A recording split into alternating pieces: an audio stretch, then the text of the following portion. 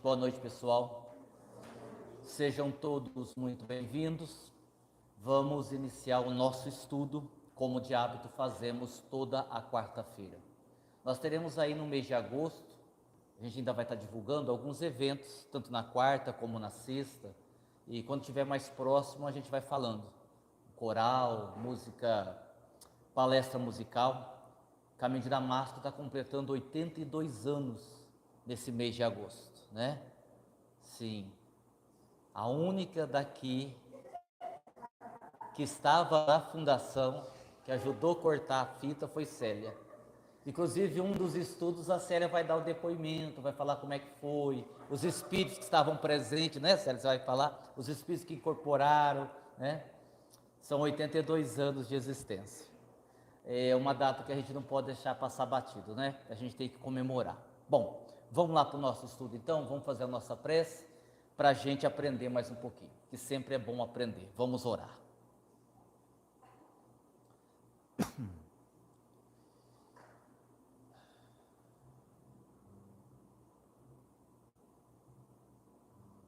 Sempre haveremos de buscar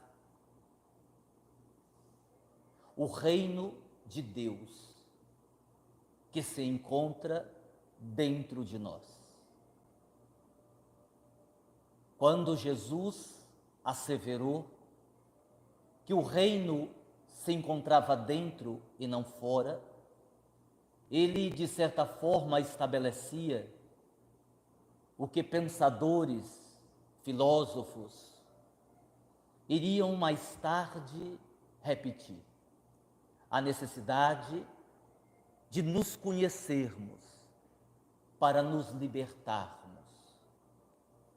Conhecermos-nos para identificarmos as correntes que porventura nos prendam a padrões de comportamento, a crenças limitantes, a processos gerados pelo inconsciente, nos impedindo de viver livremente a nossa vida. Todo o exercício de autoconhecimento também é o exercício da busca do reino de Deus. Melhor conhecendo as peças do quebra-cabeça que montam a nossa estrutura íntima, conhecendo as possíveis possibilidades que se desenham para todos nós na trajetória evolutiva, identificando quais peças do quebra-cabeça se encaixam melhor, nós conseguimos vislumbrar com maior clareza esse reino dos céus, que é estabelecido pelo conhecimento pleno de si mesmo e a sua identificação com as leis divinas. As leis divinas que regem o universo e, obviamente, regem o planeta em que vivemos.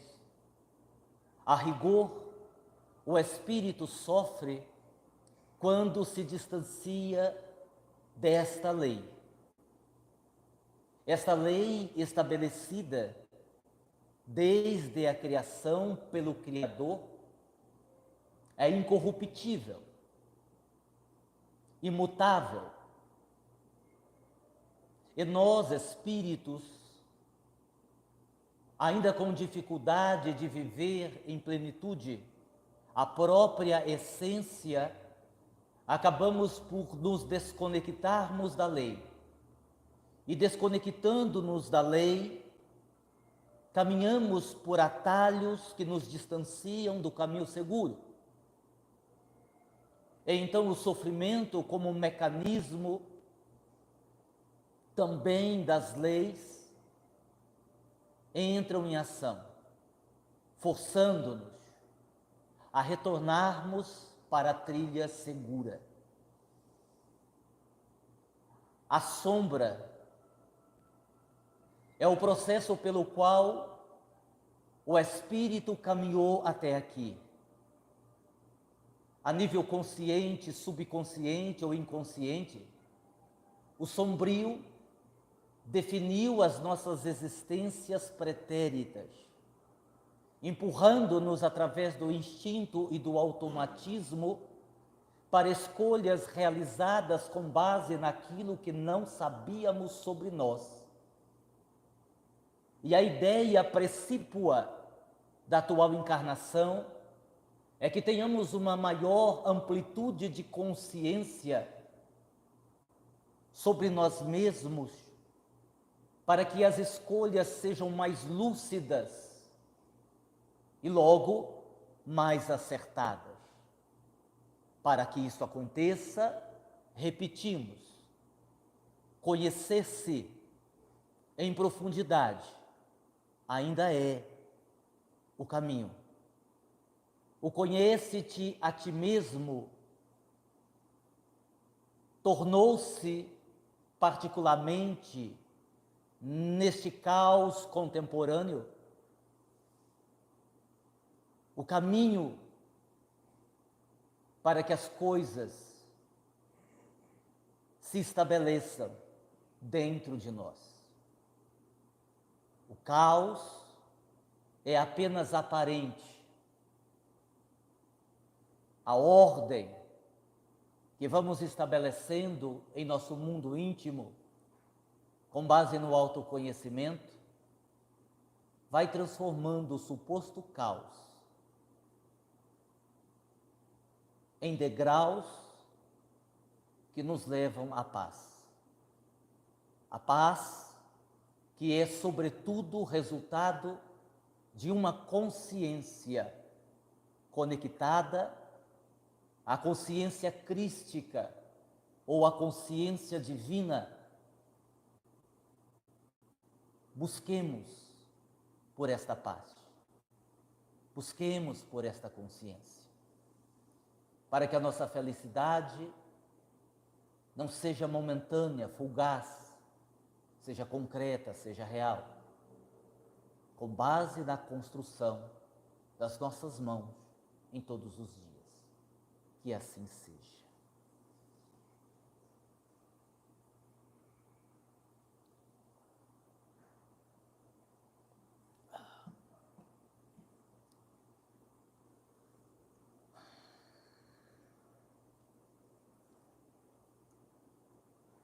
Tem muita gente que gosta de dormir de conchinha. Não precisamos dizer quem dorme de conchinha. E esta forma de dormir, ela é muito associada à questão sexual, como se esta posição em que os casais deitam pudesse estimular a questão sexual. A doutora Ana Beatriz, ela explica que há um processo muito interessante em todos nós, seres humanos, quando nós falamos sobre a pele. Em verdade, quando um casal dorme numa posição de concha, existe ali, como em nenhuma outra posição entre o casal, a possibilidade de um contato imenso de pele com pele. Esse contato de pele com pele libera uma substância chamada ocitocina. Essa substância liberada pelo cérebro, a ocitocina, é considerada a substância do amor. É a mesma substância que o cérebro da mãe desenvolve quando ela está amamentando o seu filho. O contato da boca do bebê com o seio, pele com pele, libera ocitocina e ela desenvolve o amor pela criança. Como também quando você dá um abraço fraternal num amigo que você gosta muito, o contato com a pele também libera a substância do amor. Em outras palavras, dormir de conchinha não tem nada a ver com estímulo sexual.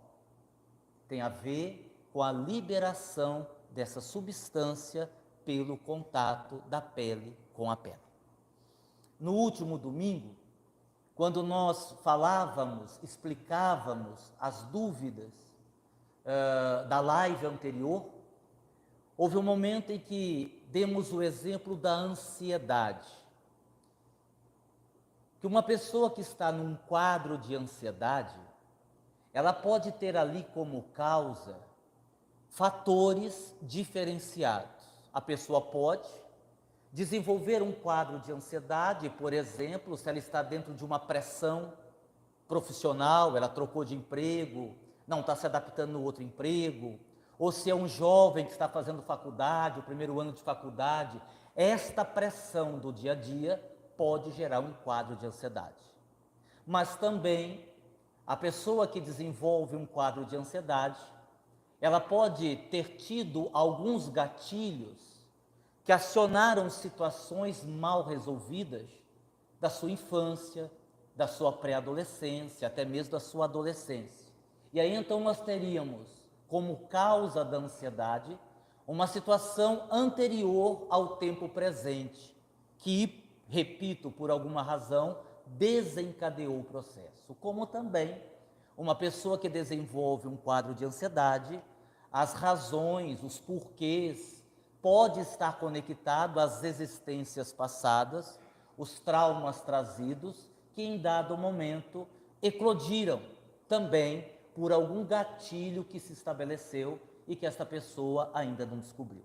Bom, por que esses dois exemplos? Porque é de grande urgência que quando nós falamos das nossas questões emocionais, particularmente dos tratamentos que podem vir nos curar, ou pelo menos melhorar a nossa condição, a gente precisa partir de um princípio fundamental: o que gerou o quadro. Embora aqui eu tenha dado o exemplo da ansiedade, eu poderia estar falando aqui de qualquer problema psíquico, qualquer problema emocional, não importa qual seja. Se eu não consigo rastrear o que foi que desencadeou o processo, dificilmente eu vou chegar na solução daquele problema que está ali presente na minha vida. Daí então, todos nós aqui vivemos os mais diferentes desafios todos os dias da nossa vida, em vários campos diferentes, seja a família, seja o profissional, seja o financeiro, seja o relacionamento, seja a relação com você mesmo, ninguém escapa disso. E quando eu estou tendo uma dificuldade em lidar com essas questões, o que se deve buscar? Justamente a causa. É quando eu preciso parar e tentar identificar quando, por quê e como aquilo começou. Essa é a dinâmica que nós precisamos entender. Ok? Ok? Bom, dito isso, a gente jogou aqui no telão, só assim para ficar mais agradável o estudo, algumas situações que nós poderemos nos identificar. E aqui vai mais uma explicação importante. Como no domingo retrasado, a gente falou na live bastante sobre autoconhecimento, é óbvio que isso despertou, por parte das pessoas que seguem o canal, pessoas amigas e tudo mais, uma série de dúvidas sobre as questões que foram lá expostas. E aí no domingo, agora mais recente, a gente já começou o estudo lembrando, isso não é novidade, é até uma coisa óbvia, mas a gente tem que lembrar, que toda vez que você faz um estudo, como esse aqui que eu estou fazendo, qualquer abordagem que eu faça é genérica. Ela tem que ser genérica. Nós é que estamos assistindo o estudo, é que vamos nos encaixando ou não daquele exemplo que foi dado. Nós é que vamos avaliando se aquilo que está sendo explicado tem a ver com a nossa realidade ou não. Porque quando você dá um estudo dessa natureza, surgem muitas dúvidas. Vou dar um exemplo. Uma pessoa indagou assim, porque um dos itens da semana passada, retrasada, daqueles que nós apresentamos, era não volte para o lugar que te adoece. E aí nós explicamos que muitas vezes nós melhoramos, mas retornamos para o lugar onde nós estamos adoecendo. Se eu retorno para onde eu estou adoecendo, eu adoeço novamente, eu volto a estaca zero. E aí então a pessoa pergunta assim, mas e se eu não tiver como de sair do lugar que está me adoecendo, o que eu faço? E aí eu respondi assim, preste atenção, não sei. Porque não tem como eu saber. Ela está dizendo, e se eu não posso? Mas será que ela não pode? Será que ela não quer? Será que é conveniente ela ficar? Será que ela não quer fazer esforço? Quando ela diz eu não posso, ela não pode exatamente por quê? Ela tem uma limitação financeira, ela tem uma dependência afetiva, ela tem uma carência, ela tem medo da solidão, ela não pode por quê? Então, aí é o tipo de pergunta que não tem como responder. O que nós podemos fazer num estudo, numa palestra, na leitura de um livro, é sermos estimulados a olharmos para nós de uma forma diferente, tentando incorporar o que está sendo dito ali. Então, nós vamos apresentar aqui alguns slides, meia dúzia de slides só, para a gente sintetizar o que eu disse até agora. Tudo que eu disse até agora, eu vou sintetizar nesses slides. E a gente vai prestando atenção se aquilo tem a ver conosco ou não. Lembrando mais uma vez, sempre é bom fazer esses lembretes, que a história de cada um, ela é única, e nós sabemos disso. As nossas experiências, elas são únicas. Não existe ninguém que tenha uma experiência igual à sua.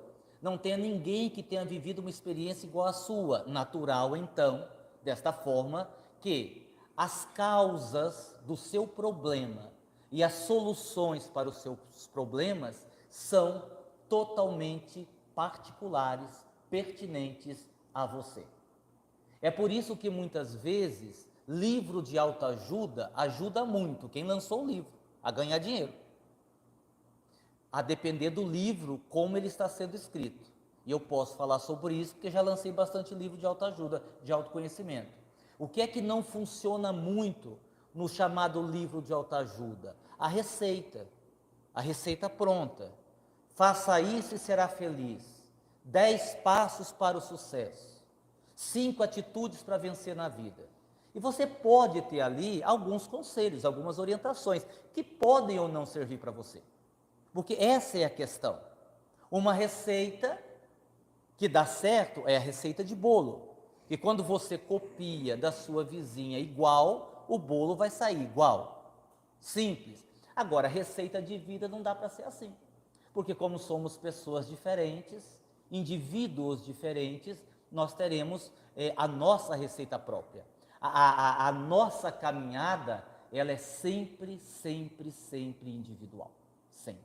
Certo? E aí então, para elucidar tudo isso que nós falamos, vamos pegar aqui alguns problemas. A necessidade de ser o melhor, a necessidade de fazer tudo com perfeição. Aguinaldo, isso não é bom? Não, isso não é bom. Fazer o melhor possível é bom. Fazer aquilo que está ao seu alcance, isso é bom. Ter consciência que você tem que fazer para não perder tempo, isso é bom. Mas quando eu entro nessa tentativa, eu preciso ser o melhor, eu tenho que dar conta, eu não posso falhar, eu não posso fazer feio, tem que ser 100%, isso é perfeccionismo, Para a gente se livrar disso, só com exercício. Eu lembro que eu tinha uma amiga e ela me relatou o quanto ela era neurótica com limpeza de casa. Mas era uma coisa assim, absurda. Se tivesse um cabelo caído no chão da sala, era a Terceira Guerra Mundial. Era uma coisa assim, né? E aí, conversando com ela, eu disse assim, olha, vamos fazer um exercício? Você quer fazer o exercício? Você quer se livrar do problema? Porque essa é a primeira pergunta. Tem gente que vive problema e não quer se livrar do problema. Tem gente, por incrível que pareça, que precisa do problema. Como tem gente que precisa da doença, não quer se soltar. Ela disse, não, eu quero me livrar. Aí eu perguntei assim para ela, me diga uma coisa, O que mais lhe irrita desarrumado na sua casa? Ele diz, não, qualquer coisa. Eu digo, não, mas o que lhe tira do sério mesmo, o que gera para você um caos? Ela disse, ó, sapato fora do lugar, chinelo no meio da sala, sapato, nossa, se acontecer isso lá em casa, dá até separação, eu não suporto. Aí eu digo assim para ele, então você vai fazer o seguinte, presta atenção, você vai chegar na sua casa, você vai pegar um par de sapato e colocar no meio da sua sala. E ela disse, e é para fazer o quê com o sapato? Eu disse, para deixar lá. Aí sai, pelo amor de Deus, não faça isso comigo. Pede para eu correr a maratona, mas não pede isso. Não, mas o exercício é esse. E eu faço o quê? Você deixa lá. Não, mas quanto tempo que eu tenho que deixar? Não, é para você deixar lá.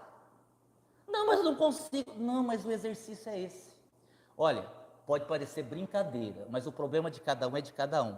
Vocês acreditam, para encurtar a história, ela ficou 3 dias sem entrar na sala? Porque ela não conseguia entrar na sala e ficar tranquila vendo a TV com o sapato no meio da sala. Ela não foi na sala. 3 dias. E aí é que entra aquele exercício que eu falo sempre para vocês. No 4º dia, ela entrou na sala. No 5º dia, ela conseguiu ficar na sala. No 6º dia, o sapato já não incomodou tanto. Depois de 10 dias, ela percebeu que ninguém tinha morrido com o sapato lá no meio da sala. E o fato dela não ter falado nada, não teve briga, não teve discussão, ninguém quis matar o outro. E ficou tudo em paz. E ela, então, a partir desse exercício, começou a ter um controle maior sobre a questão neurótica dela de limpar a casa. Então, quando nós temos essa necessidade de ser melhor, isso pode estar ligado diretamente à nossa infância. É uma grande possibilidade. Crianças que foram muito cobradas até de uma forma exagerada, com pais que não tinham, digamos assim, muita sensibilidade, muito cuidado, do tipo assim, moleque, você é burro mesmo, hein? Moleque, você não vai ser nada na vida, hein? Ó, tudo que você faz não dá certo. Tudo que você põe a mão, você quebra. Esse tipo de expressão, de cobrança, gera na criança uma sensação de que ela não é capaz, de que ela é ruim no que ela faz. E essa criança, guardando isso no inconsciente, provavelmente vai se tornar um adulto com esse perfil. Por quê? Porque ela precisa provar que é melhor. Para quem que ela quer provar? Para os pais. Ainda é o reflexo da cobrança dos pais. Então, isso que eu vou dizer vocês todos sabem, mas a gente de vez em quando pensa sobre isso. Tem muita coisa que a gente traz como reflexo daquilo que foi cobrado da gente na nossa infância. Seja numa condição de um trauma, seja na condição de cobrança mesmo, a gente vai desenvolvendo. E aí o problema é o seguinte, que a gente não consegue muitas vezes fazer uma associação, porque se a gente conseguisse fazer associação, ficaria mais fácil do que eu vivi com aquilo que eu vivo hoje. É difícil você fazer essa associação, porque a experiência que você viveu, ela já foi para o porão do inconsciente. Mas lá no porão do inconsciente, continua dando as ordens, continua comandando. Deu para entender?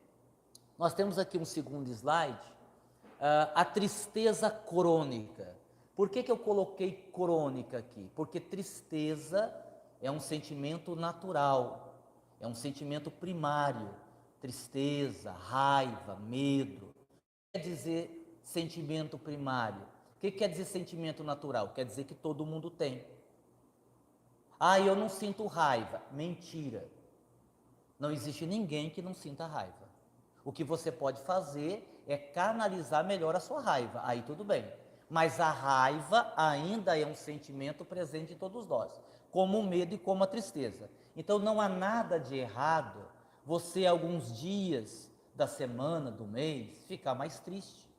Não há nada de errado você, alguns dias, ficar mais calado, você chorar. Não é porque você chorou 1 ou 2 dias que você está em depressão. Repito, porque a tristeza faz parte da vida. Agora, a tristeza crônica é aquela que permanece 1 semana, 2 semanas, 3 semanas, a pessoa não consegue melhorar, a pessoa não tem mais alegria de viver, a pessoa só triste, aí nós temos um problema. Quase sempre a causa dessa tristeza é a falta de adaptação à realidade. A falta de adaptação à realidade que nós poderíamos chamar de rebeldia. O que é a falta de adaptação? É quando eu não dou conta, é quando eu não aceito a vida como ela é. Quase sempre, não são todos os casos, mas quase sempre você faz uma associação muito profunda entre tristeza e rebeldia. Aguinaldo, você está querendo dizer que toda pessoa que é triste, profundamente triste, é um espírito rebelde? Exatamente.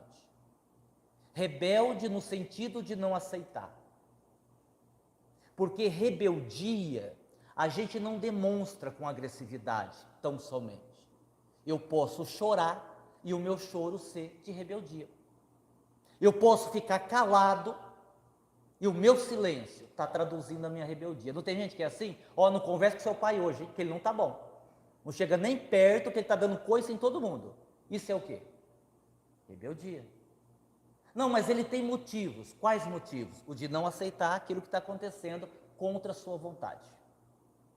Gente, é fato.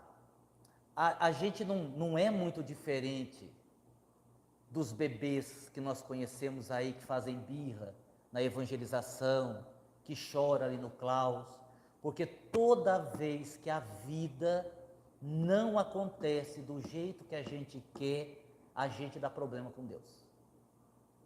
Às vezes sapateia, a gente faz birra, a gente chora, a gente acha que é injusto, a gente já faz uma prece diferente, a gente já começa a fazer a prece meio que cobrando Deus: Senhor, me atenda. Olha o tom, me atenda logo. O senhor não está vendo que eu estou sofrendo? Você precisa lembrar Deus. Olha que coisa interessante.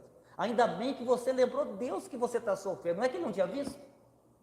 E aí a gente vai mudando a nossa característica. Isto é rebeldia. Então a gente tem que começar a entender que tem coisa que é do jeito que é. No último domingo, voltando a falar da palestra, a gente estabeleceu ali que uma das coisas que mais gera problema na nossa vida é frustração e perda. Frustração, ingratidão de uma pessoa, a vida não sair do jeito que você quer, você não conseguiu o emprego dos seus sonhos, você não conseguiu terminar a faculdade. Hoje em dia, as pessoas, principalmente os jovens, têm uma baixa resistência à frustração e perda.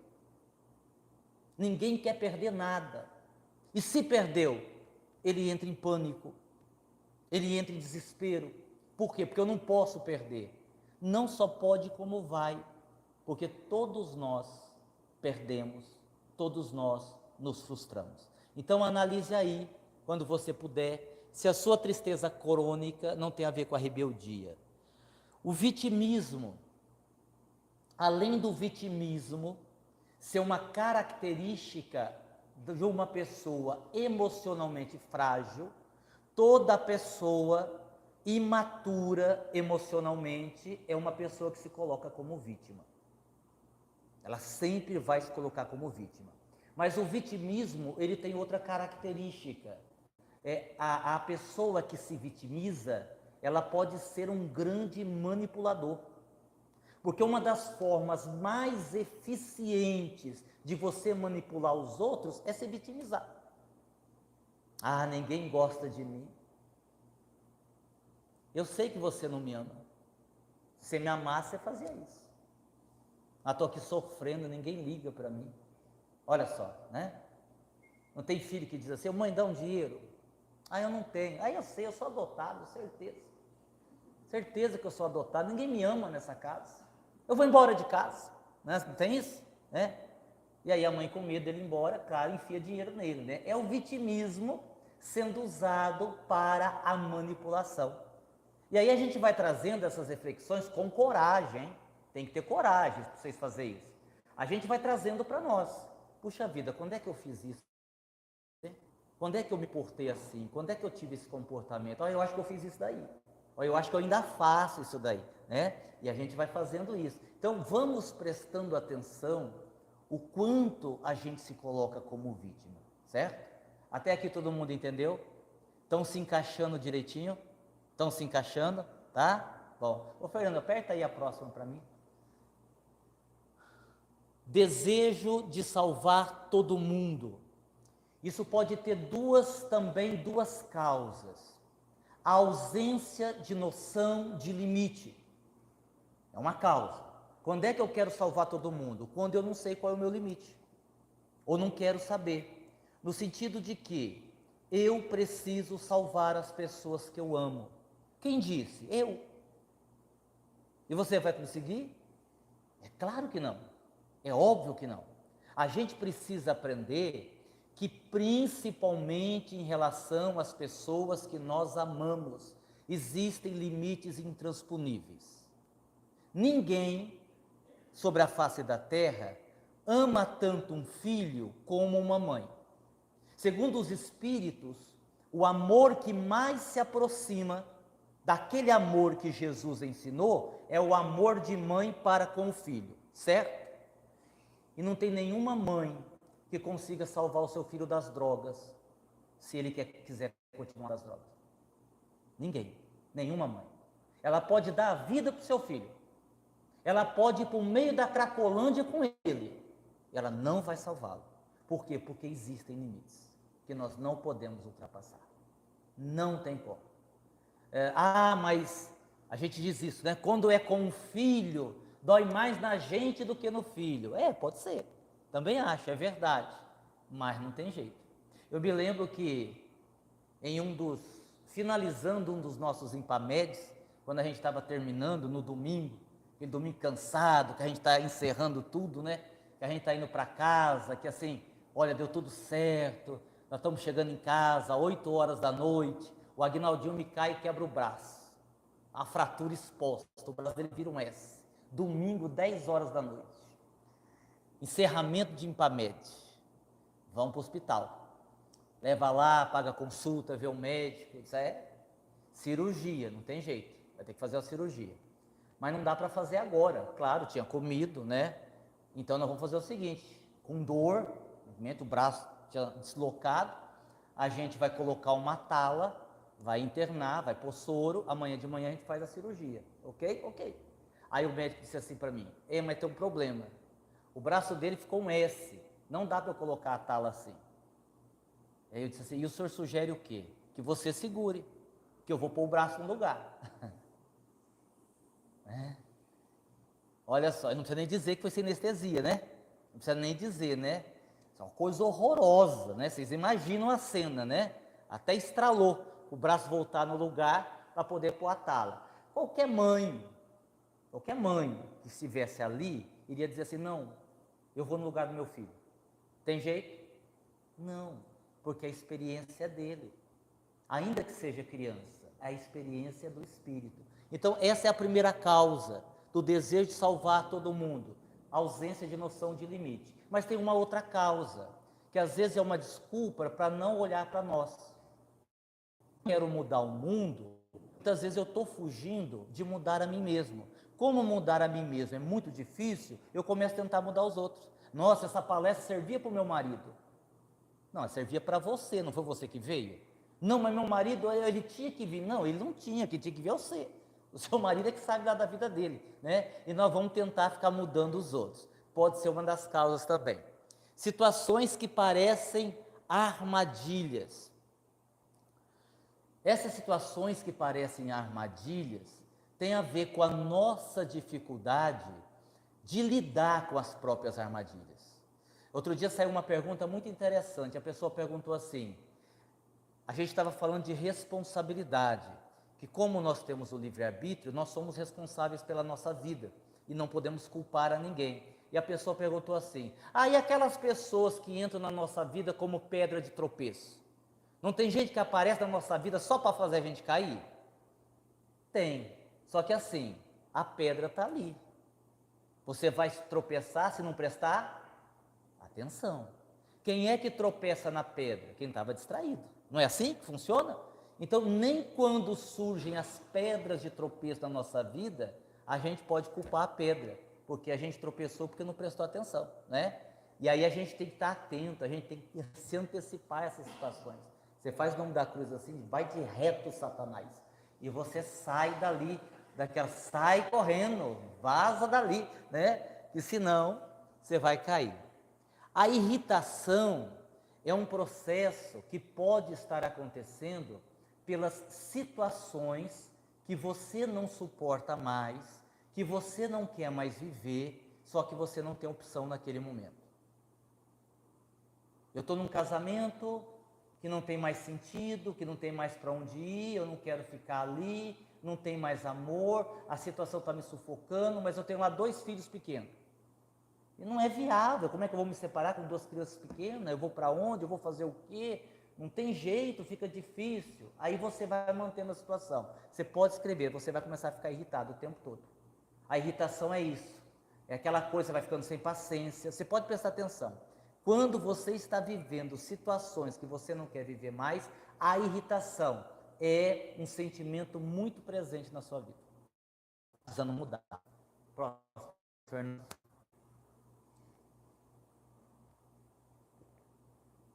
Decepção. Qual é o ponto de partida da decepção? Não quer dizer que as pessoas não nos decepcionem.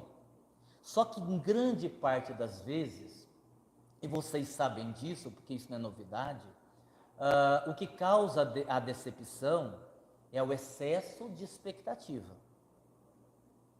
Infelizmente, a gente tem o hábito de depositar no outro muita expectativa, muito acima, talvez, que o outro possa corresponder.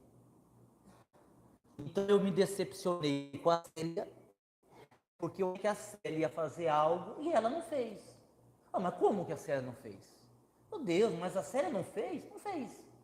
Nossa, mas que decepção. O problema é meu. Ela não me disse que faria. Ela não me disse que corresponderia à minha expectativa. Então a gente tem que parar um pouco de ficar criando expectativa em cima do que os outros vão fazer. Porque cada um faz de acordo com aquilo que pode, de acordo com aquilo que consegue. Deu para entender essa questão? Quando a gente tem a oportunidade de dizer, eu digo assim para as pessoas, agora falando do campo profissional, eu digo assim, olha, preste atenção, a terapia não vai curar você. Toda a cura é um processo de autocura.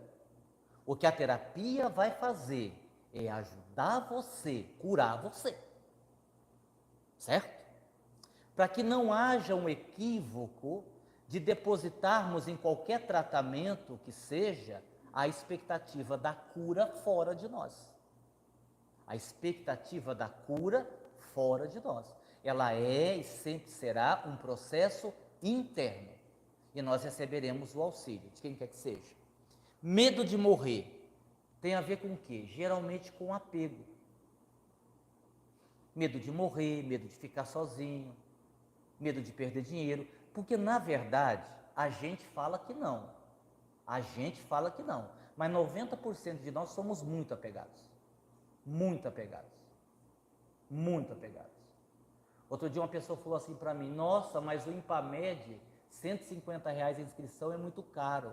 Eu falei assim, então vou fazer o seguinte, se você conseguir comer, fazer 4 refeições em 4 restaurantes por menos de R$150, eu faço para você de graça. A gente faz de graça a inscrição para você. Né? Isso é o quê? Apego. Isso é apego. E a gente é apegado a dinheiro. Não, eu sou muito desprendido. É nada, mentira. Para de mentir para você. Você não é, não. Você não é, não.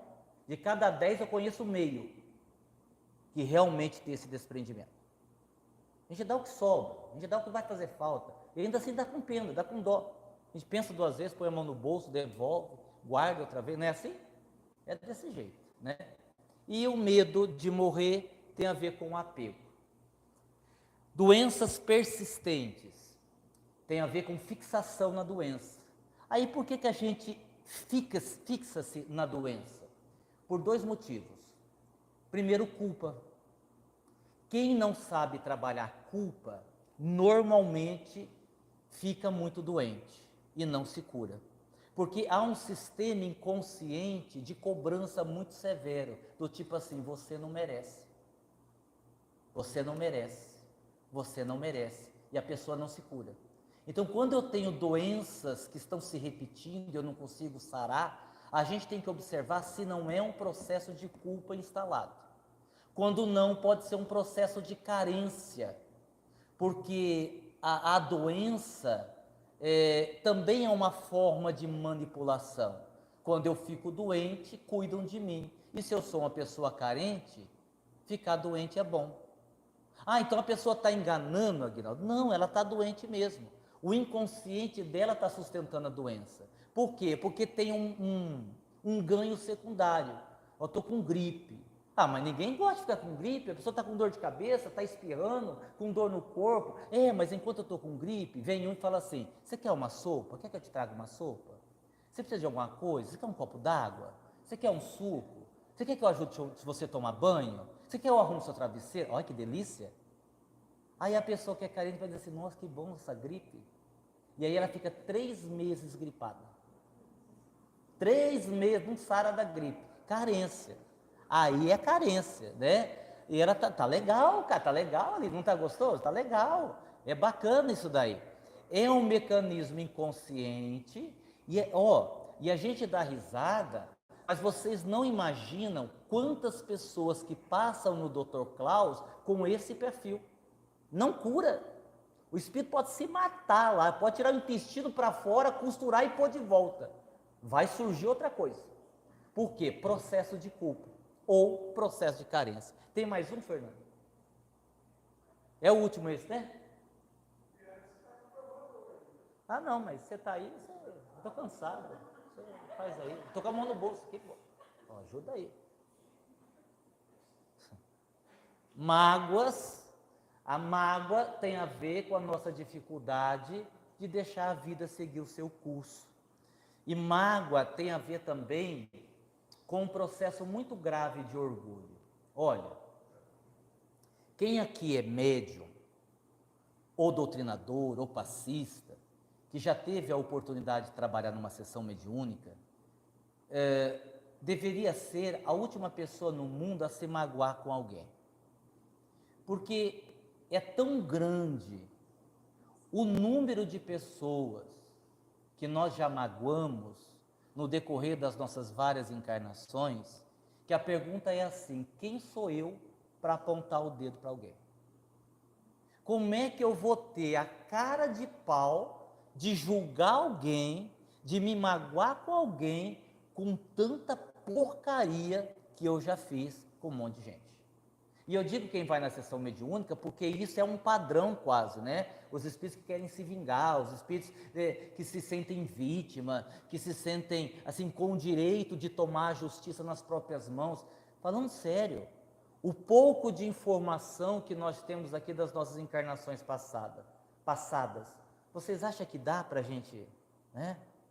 Então assim, e outra coisa, você viveu a experiência que você precisava viver. Tenta olhar por esse lado. Tenta analisar que quando alguém te faz sofrer, é um aprendizado para você. Se você souber entender aquela lição e aplicar na tua vida para melhorar, você vai dar um salto quântico. Você vai dar um salto quântico. Não é assim? Outro dia eu dizia para uma pessoa, ela disse assim para mim, cheguei no fundo do poço. Falei, que maravilha, porque agora você está no fundo, dá para pegar impulso para subir. Porque enquanto está caindo não tem jeito. Chegou no fundo, pronto, agora você dá um impulso e pula. Olha que maravilha. Ou você fica lá. O que você vai escolher? Você fica lá. Ah, eu vou ficar aqui chorando. Rebeldia. Isso é rebeldia, né? Não tem jeito de ser outra coisa. E aí, para a gente encerrar, tem mais uma ainda? Necessidade de aprovação alheia. A necessidade de aprovação alheia está muito ligado ao desvalor pessoal. ao desamor pessoal, à falta de auto-amor, à falta de você ter uma opinião própria. Então nós ficamos muito à mercê daquilo que os outros vão avaliar. Se não me aprovarem, por exemplo, eu venho fazer uma palestra, e eu acabei a palestra, ninguém elogiou. Também não falo mais. E se alguém vir fazer uma crítica, então Deus me livre, aí acabou mesmo. Aí a casa cai. Isso é orgulho. A pessoa que não aceita ser criticada, a pessoa que não aceita ser avaliada, é orgulho. Ela não quer lidar com as suas imperfeições. Claro, quando as críticas são justas, né? Quando as críticas são justas, porque tem umas críticas também, e pelo amor de Deus. Mas quando as críticas são justas, e eu não aceito, eu não sei lidar com aquilo, eu me lindo, então faz você. Fiz uma palestra lá, se ela falou que não foi boa, então manda ela fazer a palestra. Ela só fez uma crítica, ela só disse para você que você poderia ter feito assim, colocado dessa forma. Qual é o problema nisso? Não tem problema nenhum. Último slide, agora é o último mesmo, vamos lá. Julgamento pode ter a ver com o mecanismo de defesa, porque quando eu acho o erro dos outros, eu me sinto melhor. Quase sempre a pessoa que está julgando é pior de quem ela está avaliando. Porque assim, o que nos leva a falar mal dos outros? A nossa própria inferioridade. Então assim, se eu não sou muito bom, se eu não sou muito caridoso, eu sou um trabalhador meia boca, aí eu vou dizer assim para a Márcia: nossa, Márcia, a Nice está se dedicando tão pouco ao centro, né? Praticamente não vem ao centro. E a Márcia diz assim: é verdade, ela está sumida, não ajuda mais quase com nada. Como é que eu me sinto? Melhor. Quando você rebaixa os outros, é uma forma de você se sentir melhor. E muitas vezes nós julgamos por causa disso, para nos sentirmos melhor. Penúltimo, ciúme doentio. Tem a ver, nós já explicamos, isso é cartilha, com insegurança, com complexo. Toda pessoa ciumenta é uma pessoa complexada, é uma pessoa insegura. 99% dos homens são ciumentos. Por quê? Porque são inseguros. Mais que as mulheres, muito mais. Embora, numa pesquisa realizada há uns 2 anos atrás, acho que foi nos Estados Unidos, chegou-se à conclusão que 80% das mulheres não se vestem para os homens, elas se vestem para as outras mulheres. Para dizer assim, como é que eu estou melhor que você? As mulheres são terríveis, né?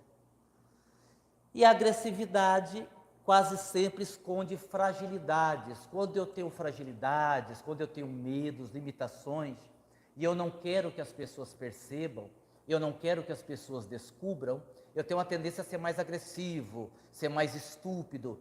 Observem, notem, que muitas das vezes aquela pessoa mais grossa, que está sempre dando patada, aquela pessoa que você tem até medo de conversar, puxa, fulano é tão complicado, ele já vai me dar uma patada, ele já vai ser grosso, esconde fragilidades enormes. E aquela violência é justamente para se proteger, para ninguém perceber as fragilidades que aquela pessoa tem.